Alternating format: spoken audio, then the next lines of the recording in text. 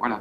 Donc voilà, le FN, aujourd'hui, euh, pour ceux que j'ai fréquentés, je vais vous dire ce que j'ai fréquenté, est composé de gens qui sont viscéralement antisionistes, de gens qui sont complètement sionistes. Moi, j'ai même entendu des gens me dire ouais, les négros, tant mieux, et puis les falachas, ben, elles feront moins de gamins.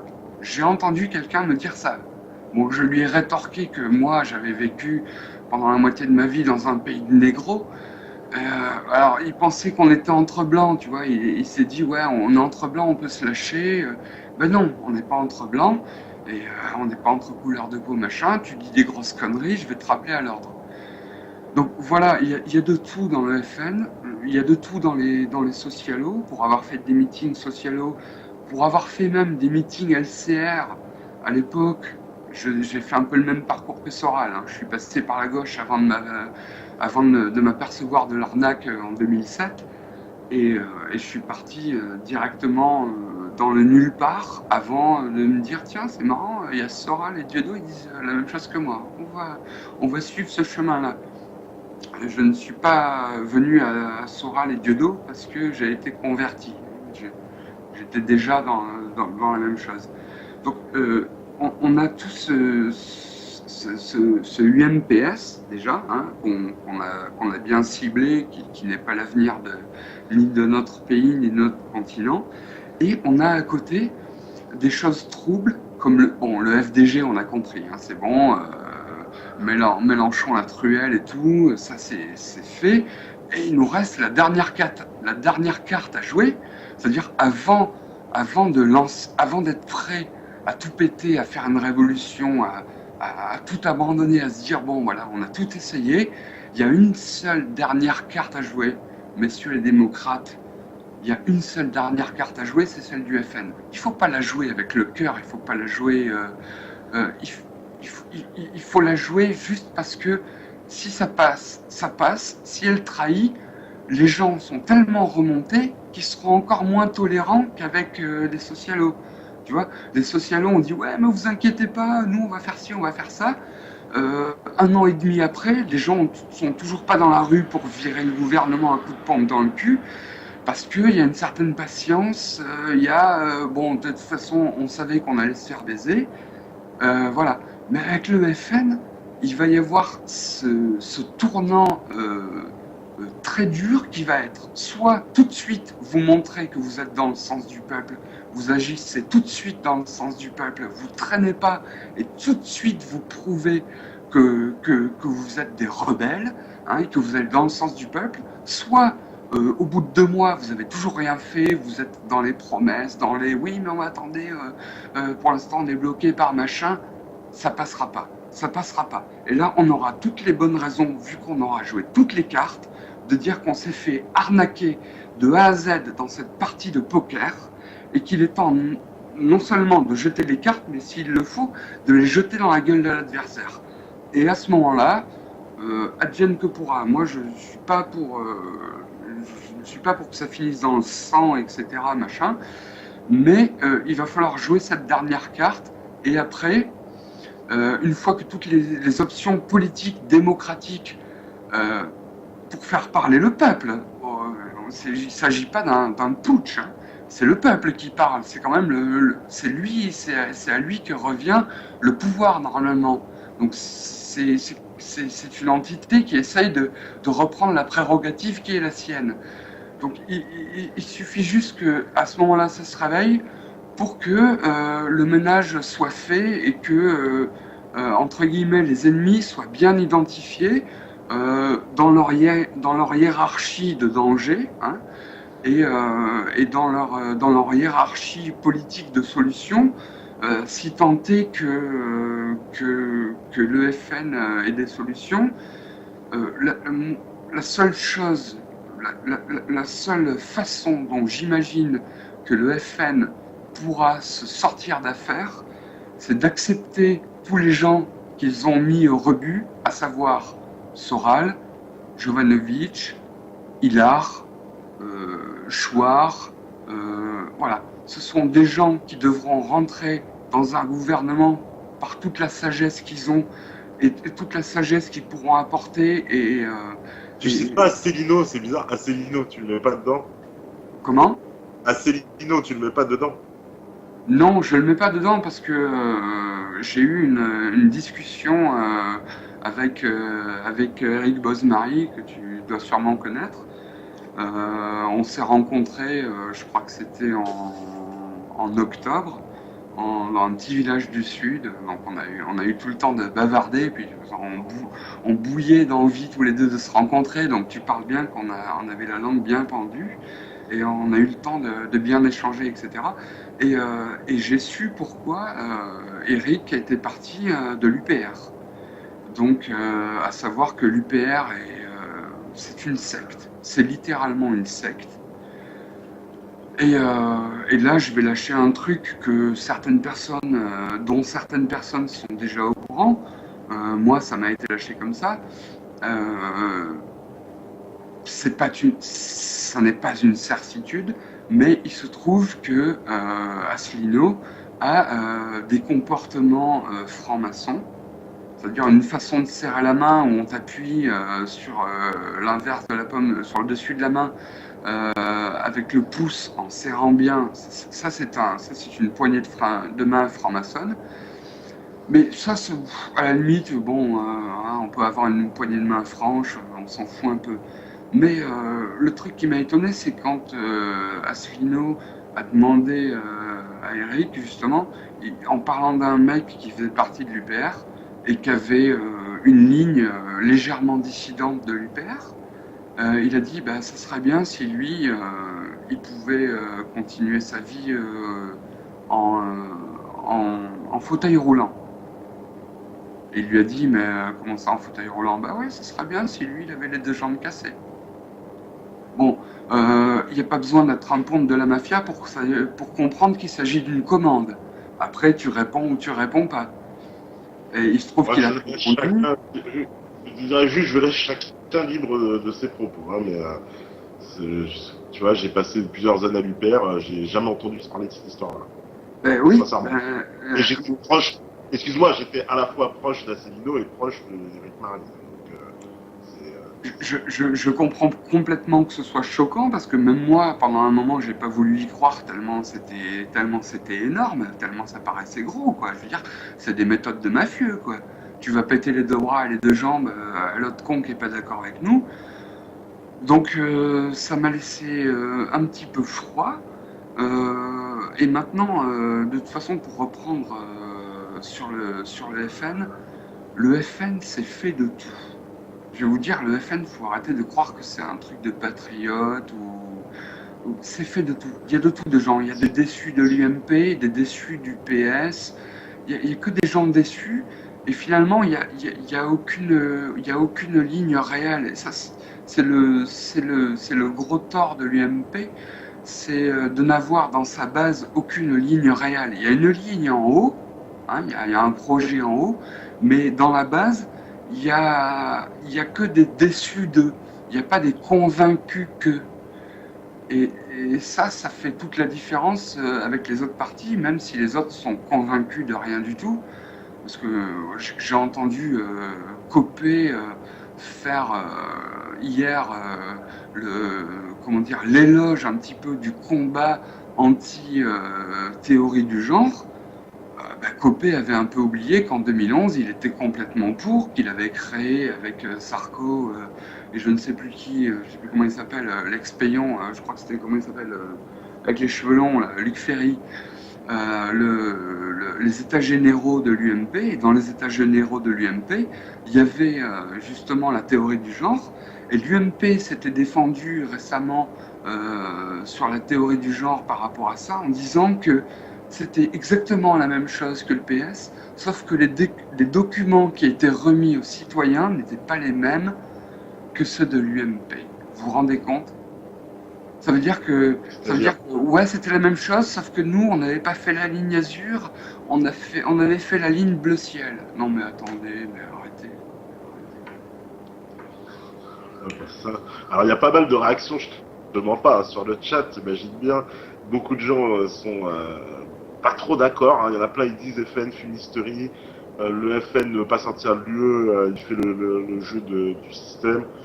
Il y a quand même FE qui est d'accord, qui dit totalement en accord avec sa sainteté, tester le FN, mais après on passe à la solution Chouard. Après, voilà, le FN ne veut pas sortir de l'Union Européenne. Bon, alors après, sur ces vidéos, évidemment, il y a 40 000 trucs qui disent non, tu vas complètement. Si, le problème du FN, comme je viens de te le dire, c'est que ça n'a ni queue ni tête pour l'instant. C'est-à-dire qu'on a une marine qui dit oui, non, mais l'Europe, oui, c'est pas très bien, mais quand même. On a C'est ça, Philippot qui dit ouais, l'Europe. Comment? Le problème du FN, c'est ça, c'est-à-dire que on a l'impression que si tu veux que c'est pas clair le programme. Et oui, c'est pas clair parce qu'on a. Dès qu'on lui pose la question, elle bégaye. Elle n'arrive pas à dire clairement je veux sortir de l'Union Européenne, elle bégaye, elle n'arrive pas à le dire. Philippot, il arrive presque un peu mieux, de l'article 50 et tout, mais bon. Mais carrément, on a un problème justement déjà aujourd'hui. Il n'y a qu'à voir la façon dont les gens parlent dans les réunions. On a clairement un clivage entre d'un côté Marine et d'un côté Philippot. Il y a des gens qui suivent, qui sont plus sur la ligne Philippot-Gollnisch que sur la ligne des Le Pen, sans pour autant renier Le Pen père. On a justement cette espèce de pluralité dans le FN. On a des gens dans le FN qui sont pour les frasques de Louis Alliot en Israël. Il y en a d'autres qui questionnent, qui disent qu'est-ce qu'il est allé foutre là-bas? Qu'est-ce que c'est que ces révérences? C'est quoi? Et moi, j'ai envie de dire, maintenant, c'est ce que je dis à chaque fois, je dis, bon, alors, imaginez que le FN ait dit, non, on ne va pas en Israël, c'est hors de question. On aurait ressorti du rafour crématoire, les chambres à gaz, détail de les... Voilà. Voilà. Donc, c'est soit tu bouges, tu te fais tirer dessus, soit tu bouges pas, tu te fais tirer dessus aussi. Donc ça, je pense qu'il faut que les gens considèrent un petit peu la position très ambiguë de quelqu'un comme le FN qui doit sortir la tête de la tranchée, sachant que les tranchées de chaque côté cherchent à avoir leur peau.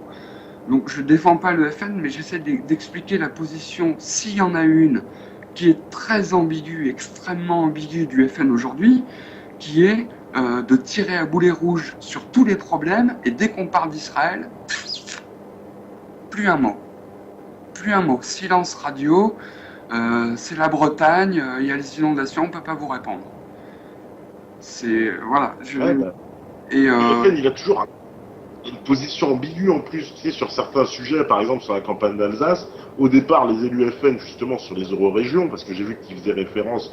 Et c'est vrai que le FN au début s'était positionné pour l'eurorégion parce qu'ils trouvaient ça bien au nom d'une unité européenne, etc. Et puis, quand l'UPR a un peu débarqué dans le débat, ils ont quand même changé de position. Ils ont dit, ah non, finalement, on est contre. Et moi, je peux t'assurer que sur le terrain, on les a pas vus, le FN, ils étaient absents, mais complets de cette histoire. On n'a jamais croisé un mec du FN. On a eu des mecs de DLR, du MPEP, mais jamais. Alors, le FN, zéro. Alors, tu sais, pour la petite analyse que j'ai fait du FN, que j'ai, fréquenté de près ou de loin pendant, maintenant, ça fait 7-8 ans, c'est des gens qui ont des convictions. C'est pas, on va pas rentrer dans le débat de elles sont bonnes ou elles sont mauvaises, mais ils n'ont pas les couilles de les mener à bien. C'est-à-dire que quand il s'agit de passer au combat, c'est trop dur, c'est dangereux, on risque de pas gagner, donc on se range derrière des bannières plus ou moins cooptées par le système, parce que là aussi il s'agit de système et de contre-système, d'un parti qui se voudrait se présenter contre le système en place. Donc, savoir si un parti est contre le système, il suffit de savoir s'il est coopté, s'il est relayé. Si on parle de toi en permanence sur TF1 alors que tu crois que tu as un discours extrêmement subversif, c'est faux. C'est faux. Si tu as un discours subversif, on ne parle pas de toi. Donc là, déjà, il y a une... justement, c'est que le FN, il est quand même invité. Il n'est pas hors du système. Il est quand même présent dans le système. Oui, mais quand Est-ce que tu remarques quand il est invité à chaque fois, bonjour, oui, vous êtes du FN, ah, ok, d'accord, on vous a à l'œil pendant l'émission. C'est un peu Ouais, ça ouais. à chaque fois, tu vois. Les autres, ils peuvent arriver, oui, on soutient la droite la plus fasciste du monde qui ait jamais vu le jour, qui fait de l'apartheid, vive Israël. Oui, oui, je vous en prie, asseyez-vous là, le siège est bien chaud, hein, sinon on fait venir quelqu'un pour vous le réchauffer. Oh, c'est formidable, c'est cousu de fil blanc, tout ça. Et on a justement ces deux partis qui ont toujours fait preuve de la plus grande ignominie, qui viennent donner des leçons, à un parti, et là je mesure mes mots, qui n'a jamais eu l'occasion de faire la preuve de son ignominie à lui, et Ouais, c'est vrai. je ne dis pas qu'il n'en fera pas la preuve, je dis que pour l'instant on n'en a pas la preuve. Donc moi je préfère juger sur des choses qui se sont passées plutôt que d'anticiper sur des choses, parce que bon, quand on anticipe, ça m'est arrivé plusieurs fois, euh, on dit souvent des grosses conneries. Ouais. Parce que quand il y a quelque chose qu'on ne connaît pas ou on anticipe dessus, c'est sûr qu'on va dire une grosse connerie. Et il y a des chances, même là ce soir, par rapport au FN que j'ai dit des grosses conneries, tout simplement c'est parce que c'est un parti, même en le fréquentant, tu n'arrives pas à le connaître. Bah, c'est-à-dire que voilà, moi, il y a toujours moi, c'est des questions que j'aimerais poser. Ça, en plus, à des responsables du FN, quoi. C'est pourquoi justement ce positionnement n'est pas clair, quoi. Je trouve qu'il y a il y a un positionnement qui est vraiment pas clair, qui est un peu contradictoire sur certaines choses. Cette contradiction-là, j'aimerais bien un jour justement avoir des gens du FN pour en parler. J'en ai déjà rencontré, hein, quand j'étais à l'UPR, j'en avais déjà rencontré, j'avais rencontré des responsables FN, et on avait évoqué ces contradictions, et eux-mêmes avaient fini par me dire qu'ils en parleraient à leur bureau national et qu'ils demanderaient à Jean-Marie Le Pen lui-même le pourquoi, effectivement, le Front National n'a jamais demandé la sortie de l'Union Européenne, à aucun moment. Alors que ça aurait dû être la logique même du Front National, quoi. Je pense presque une espèce de logique, quoi. Oui, ben, pour aller dans le sens de l'UPR, Asselineau avait démontré d'une façon brillante. Après, je ne sais pas. Je veux bien le croire sur la base, hein, c'est pas le sujet.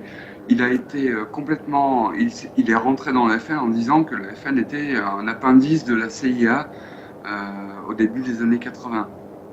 Euh, Jouons au jeu, c'est tout à fait possible. C'est tout à fait possible. Maintenant, les gens évoluent. Hein, Bah, y en a quelqu'un qui nous l'a évoqué là-dessus, effectivement, les liens entre en tout cas, les liens avérés, hein, parce qu'il faut en parler, c'est de liens oui, avérés. c'est avéré, c'est avéré. Voilà, de Serac qui appartenait bien à la secte Moon, ça on trouve très facilement plein d'infos dessus. Hein. Je veux dire, sans jouer les Sherlock Holmes, moi j'ai été voir, hein, j'ai été vérifier ce qu'a dit Asselineau pour te dire, tellement ça m'a intrigué, parce que c'est quelque chose qu'il m'avait dit même très au début quand je l'avais rencontré, quoi. C'était pas connu du tout cette histoire-là. Et j'avais été vérifié, j'étais tombé dessus, j'étais choqué parce qu'effectivement, j'avais trouvé très facilement tout un tas de liens, Serac, la secte Moon, etc. Machin, c'était troublant, quoi, très troublant. Ah ouais, c'est clair et net. Hein. Même il y a encore la secte Moon, faut pas croire qu'elle est morte. Ah non, non, non. Il y a encore des dégénérés qui traînent sur Facebook, qui sont de la secte Moon et qui font du racolage. Quoi. Ouais, tout à fait. J'en ai un, là, j'ai pas son pseudo, on s'en fout, hein, c'est qu'un pseudo, mais j'ai pas son pseudo en tête, mais attends, comment il s'appelait déjà? C'était un mec complètement tordu, lui, il m'avait dit, ouais, t'inquiète pas, on est une secte, on fait on fait du combat rapproché et on va gagner le combat. Bon, vous êtes complètement fous, les mecs. Vous avez lâché complètement les élastiques. Et on nous demande ce que tu penses de Philippot sur le chat aussi. Pour vous donner grosso modo, parce que ça va en intriguer quelques-uns, j'ai pas le chat, je suis désolé parce que je suis en train de. Non, il n'y a pas de souci, je fais la transcription. Merci. Tu verras les questions après, il y en a plein. Mais non, on me dit déjà sur mon Skype que je suis en train de me faire défoncer le cul, donc bon, bah écoutez, traitez-moi de facho, pensez que je suis du FN complètement, que je viens le défendre, etc. franchement, vous êtes dans la folie complète. C'est vraiment pas mon style, c'est vraiment pas mon cas. Même si j'avais l'intention de voter pour eux, c'est pas des gens que je défends avec le cœur. C'est une dernière carte que je joue dans un poker désespéré. Vous comprenez la différence? Ça n'a rien à voir. Donc après, pour parler de Philippot, j'ai beaucoup plus confiance en Philippot qu'en Marine. Marine, personnellement, hein. Marine, non, je n'aime pas. Je n'aime ni le style, ni sa réserve, bien que je comprenne qu'éventuellement, hein, tu sais, dans une optique très positive, elle veuille dire des choses, mais elle ne puisse pas les dire. L'avenir le montrera. C'est pas moi qui vais m'avancer là-dessus aujourd'hui, mais je pense que quand on voit une marine qui est très qui a désavoué Dieudonné. Quand on lui a dit Dieudonné, vous connaissez? Ah non, je connais pas, je ne sais pas, je ne sais pas qui c'est cette personne. Bon, on a envie de lui dire quelque part, ferme ta gueule. Et d'un autre côté, je vois Philippot la dernière fois qui était contre, comment il s'appelle, l'autre crétin, Valls, et qui a dit à Valls, oui, mais quand même, vous devriez être éternellement attaché à la France, quand même. Et voilà, là il y avait de la quenelle, il y avait matière à quenelle, c'est passé un petit peu inaperçu. Par contre, Valls, lui, a répondu à Philippot, oui, oui, je vois très bien où vous voulez en venir, monsieur, je vois très bien où... Tu vois, il l'a rembarré du genre, bon, on va pas s'éterniser là-dessus. Mais voilà, j'ai trouvé ça très couillu, parce que c'est une posture que le FN n'avait pas eue jusque-là, de la part de Philippot, c'est de se mouiller sur l'antisionisme, c'est-à-dire en allant chercher Valls directement dans son « Je suis attaché éternellement à Israël ». Ouais, tout à fait. Et il a lancé un grand message ce jour-là, Philippe. Oui, c'était un message relativement clair, mais qui venait de quelqu'un qui n'est pas considéré, parce que c'est un petit. Je pense que Valls fait une grosse erreur de ne pas considérer ça, justement. Et c'était assez marrant de voir la façon dont il s'est mangé ça dans la gueule, dont il s'en est offusqué, mais dont il a cherché à faire que ça parte vite fait dans les caniveaux de l'émission. L'émission, c'était mots croisés. Dans les caniveaux de l'émission, pour pas avoir justement à rebondir dessus, parce qu'il en était strictement incapable. On était dans un discours qui tenait du patriotisme, et avec une vanne comme ça, c'était fini pour lui. Il était incapable de rebondir, quoi. Donc je ne sais pas à quoi joue le FN en ce moment. C'est un petit jeu très fin où on ne sait pas s'ils sont complètement sionisés, anti-catho, pro-laïque, anti-islam, machin, ou si de l'autre côté ils sont complètement de notre bord, c'est-à-dire pro-catho, ouverts sur l'islam qui, je le rappelle pour ceux qui ne savent pas, qui sont encore dans ce clivage-là, nos prophètes, nos saints, on appelle nos saints à nous, sont reconnus par le Coran. Hein. Jean, c'est Yahya, Jésus, c'est Issa, Marie, Mariam, Joseph, Youssef, etc. Je ne vais pas vous faire la liste. Hein. Vous connaissez tous ces prénoms qui sont très proches des prénoms entre guillemets francisés de ces saints-là. On a beaucoup plus à voir avec les musulmans qu'avec les talmudistes, hein, parce que je veux pas mettre les juifs du quotidien, c'est pas mon genre, avec les talmudistes. Et donc on a cette espèce de méga clivage qui est entretenu par la gauche et la droite d'un côté, hein, entre les blancs chrétiens, on va dire, et les peaux rouges musulmans. Et on a ce clivage-là qui est entretenu, et maintenant on a un FN dont on ne sait pas s'il entretient ce clivage ou s'il s'en est émancipé. Il entretient quand même, enfin, il y a quand même des pics qui sont lancés régulièrement, quoi. C'est ça qu'on reproche même un peu à un dirigeant du FN. Marine, quand elle parle d'occupation, là, il y a quelqu'un qui nous l'a redit sur le chat, c'est quelque chose qui blesse profondément les musulmans, oui, quoi.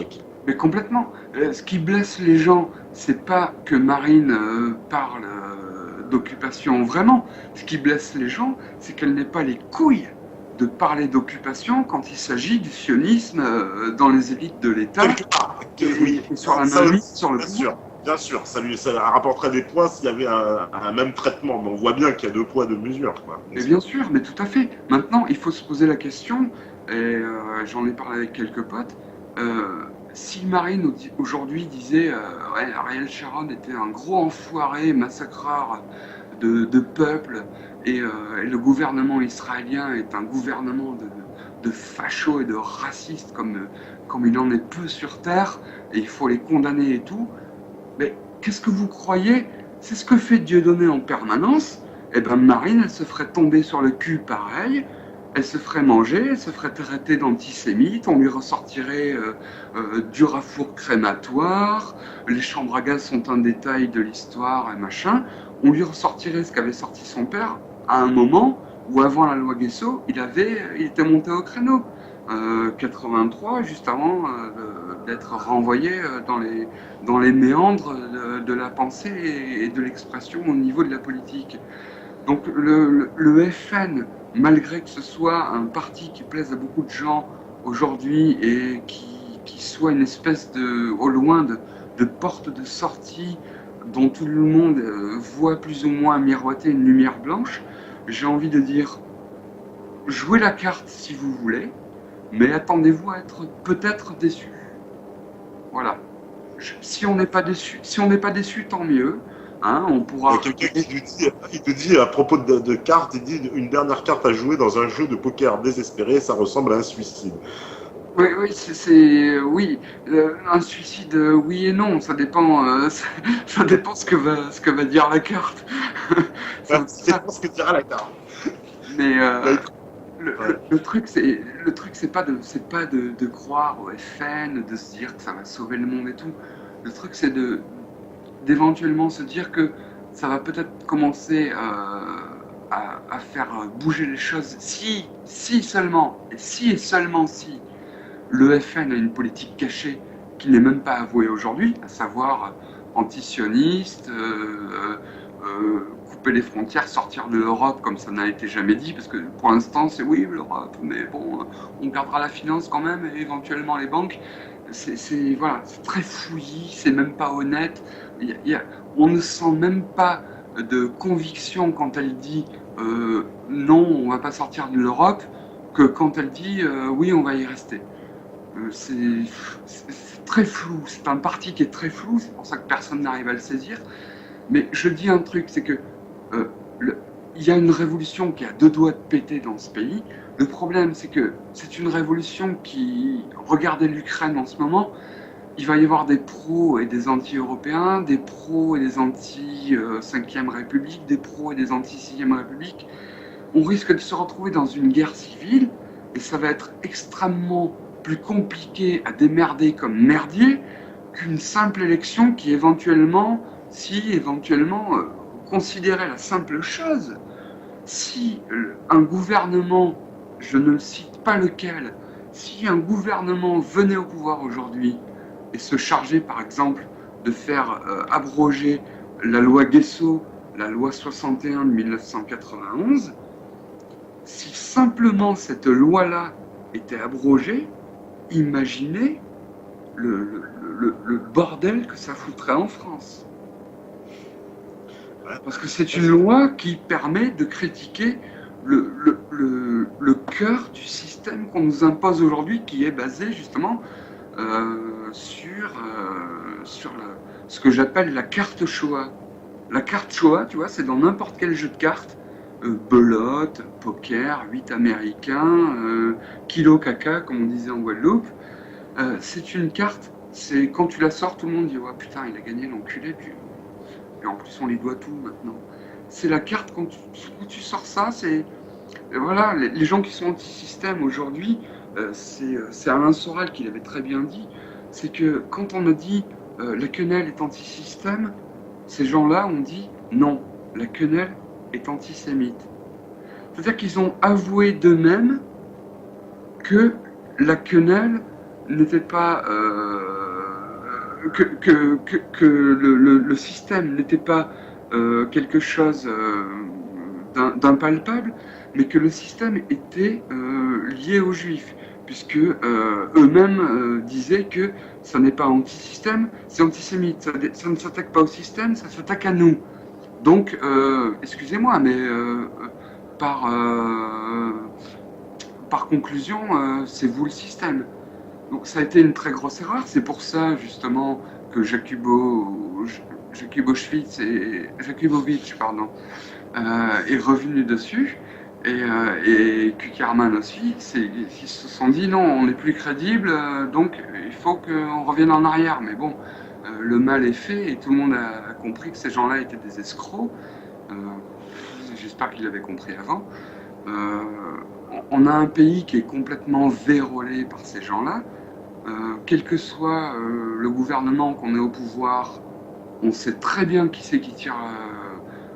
On n'a qu'à voir. Enfin, je veux dire, les gens n'ont même pas percuté, n'ont même pas réagi sur le fait que, comment il s'appelle, Klarsfeld, Arnaud Klarsfeld, était au Conseil d'État. Ouais, bien sûr. On a quelqu'un qui est au Conseil d'État qui va faire une loi alors qu'il est parti pris dans le jugement et qui en même temps, d'un autre côté, appelle au trouble de l'ordre afin de justifier un décret qui a été voté, qu'il a appuyé lui-même. C'est-à-dire, c'est exactement, excusez-moi, mais c'est du nazisme. Si on remonte à ce qu'a fait Hitler, c'est l'incendie du Reichstag. Ouais. C'est-à-dire qu'on met l'incendie au bâtiment. Regardez ce qui s'est passé en Ukraine avec l'hôpital hier. Moi, j'ai cru que c'était le Parlement qui brûlait. En fait, c'était l'hôpital. Ils ont foutu le feu à un bâtiment. Et après, ils vont aller dire que c'est les autres qui ont foutu le feu. Ouais, mais c'est le pompier pyromane, hein. C'est toujours le même principe. Pyromane. Tout à fait. C'est le pompier pyromane. Et c'est détestable. C'est détestable parce que ça trompe les gens et qu'aujourd'hui, il y a tellement de tromperies qui sont émises dans tous les sens que les gens n'arrivent même plus à savoir quoi. Enfin, on ne sait même plus UMP, PS, FN. Bon, FDG, UMPS, ça va. On a grosso modo compris. UDI avec Meir Habib. Meir Habib, lui, la France, il s'en fout. Il est là pour faire des lois pour Israël. Hein. Ouais, non, mais on a bien compris. Bon, tu sais, là, on va devoir laisser d'antenne sa santé parce que je vois qu'on a dépassé l'heure là, largement, les 8. D'accord, espèce de fonctionnaire. Bah ouais, bah je suis pas tout seul. Bah, je te l'ai réservé celle-là. Non, mais écoute, il faudrait désarmer. Tout ça pour... On s'arrête à une certaine heure. Ouais. Non, mais j'ai très bien compris et c'est déjà tout à votre honneur de le mener si tard dans la soirée. Juste, ce que je veux conclure, c'est qu'il y a certaines personnes qui disent que sa sainteté, il est pro-FN ou machin et tout. Je suis pro rien du tout, moi. Moi, tout ce que j'ai devant moi en ce moment, c'est des tocards. C'est une assemblée de tocards. J'ai que des tocards et dans un esprit de ne pas aller tout de suite, le plus vite possible, dans une révolution dont on ne sait pas encore comment ça va se passer, dans un esprit débile, et j'avoue que c'est débile, parce que croire encore à la démocratie, c'est débile, dans ce dernier esprit-là, je vais voter pour les moins tocards. Et les moins tocards, c'est le FN, bien que ce soit des tocards. Et une fois que la France aura pris le degré de l'absurdité de sa classe politique et ce sera enfin aperçu par ce qui aura été mis en avant par eux-mêmes que ce sont tous des incapables, enfin il y aura quelque chose de révolutionnaire qui pourra émerger de cette merde. Bah, espérons. Nous, en tout cas, on va s'activer de toute façon pour que cette vague elle puisse avancer, parce qu'il y a une vague qui est quand même partie, quoi. Tu sais qu'il y a une vague qui monte. Alors, je sais pas si du FN ce sera la solution, mais en tout cas, il risque d'être sur notre chemin. Non, c'est pas le FN n'est certainement pas une vague révolutionnaire et ça n'est certainement pas une solution. C'est juste le truc pour aller de façon souple, éventuellement vers quelque chose où la vapeur s'est renversée, où les intérêts n'ont plus mainmise parce que le pouvoir justement qui leur permettait la mainmise n'est plus leur acquis. Maintenant, c'est pas quelque chose, ça n'est pas une équation, et même je pense que c'est loin d'être une équation probable. C'est juste que, voilà, en voulant faire le moins de mal possible, en évitant que ça se passe dans la rue avec des coups de batte dans la tronche et des coups de bâton et des pierres et des balles et du sang versé, et quelque chose qui risque de durer longtemps pour mener éventuellement à une révolution qui peut être reprise par le système par derrière, par des gens qui sont mis en place au dernier moment. On a vu comment ça s'est fait dans certaines révolutions. Il n'y a qu'à voir comment ça se fait dans les renversements des révolutions arabes, hein, où il y a des méga révolutions et où finalement les gens qui viennent au pouvoir sont les plus vendus au système, hein, pire encore que les dictateurs qui avaient en place. Donc, comme je disais, c'est la peste, entre la peste et le choléra, quoi. Donc, voilà. On a le choix entre la peste et le choléra. Voilà. On va essayer de switcher alors. Donc, écoute, merci à toi. Je te dis à bientôt. Merci à toi de m'avoir donné la parole. C'est vraiment très gentil. Et puis, j'espère que ça aura pu faire avancer les schmilblick, que les gens ne vont pas se précipiter sur le vote FN comme ça. Mais le problème, c'est qu'après, qui ? C'est toujours ça, quoi. Si c'est pas eux, ça va débattre. En tout cas, le débat il continue sur le chat. Merci.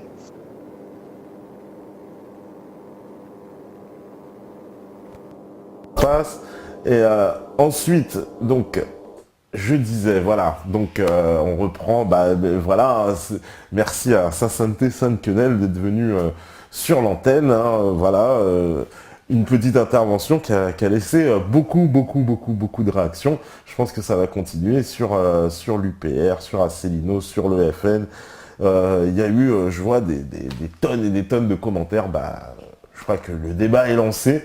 Et on se retrouve demain. Demain, il y aura avec nous Cher, fondateur du magazine Get Busy, la bible vivante du rap. Donc, vous voyez, on va parler rap, mais du côté journalistique et du côté histoire, parce qu'on aura quelqu'un qui a vécu toute l'histoire du rap français-américain depuis le début, et ça va être, je pense, très intéressant. On se rejoint demain. Merci à vous, merci de nous avoir suivis, merci à tous ceux qui étaient sur le chat. Vous êtes tellement nombreux, je peux même pas citer tout le monde. Merci à vous tous, et on se rejoint demain, même endroit, même heure. Merci à la régie, à Steph et à Mikey. Et voilà, si vous écoutez ce message, c'est que vous êtes la résistance. À demain, ciao, bye.